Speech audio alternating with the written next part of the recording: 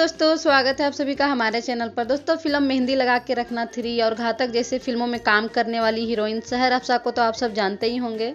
सहर अफसा भोजपुरी में ज़्यादा फिल्में तो नहीं किए हैं, गिनकर 5-6 फिल्म ही किए हैं, लेकिन वो सभी के सभी फिल्में सुपरहिट हैं और इन्होंने भोजपुरी में लगभग 3 हीरो के साथ ही काम किए हैं, खेसारी, पवन और चिंटू। चिंटू के साथ विवाह फिल्म तो सुपर डुपर हिट। विवाह 2 फिल्म करने के बाद सहर अफसा ने भोजपुरी इंडस्ट्री को छोड़ दिया है, यानी कि भोजपुरी इंडस्ट्री में सहर अफसा की लास्ट फिल्म थी विवाह 2।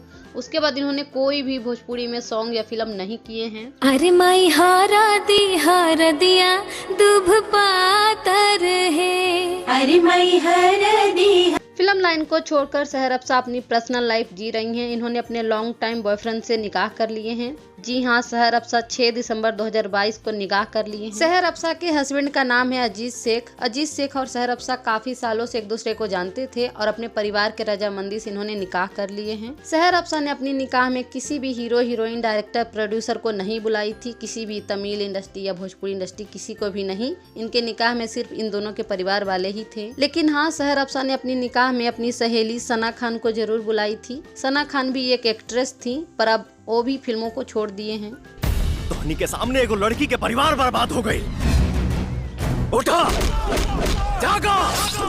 बात करें सहर अफसा की भोजपुरी में वापसी की, तो सहर अफसा कभी भी फिल्मों में काम नहीं करेंगी और खास करके भोजपुरी में तो कभी भी नहीं। और ये बात मैं नहीं कह रही हूँ, बल्कि सहर अफसा खुद एक इंटरव्यू में बोली हैं। तो दोस्तों, आज के लिए बस इतना ही। वीडियो अच्छी लगी हो तो लाइक जरूर कर दीजिएगा, चैनल को भी सब्सक्राइब कर लीजिएगा। मिलेंगे अगले वीडियो में, तब तक के लिए थैंक यू फॉर वॉचिंग। और हाँ, वीडियो कैसी लगी कमेंट में भी जरूर बताइएगा।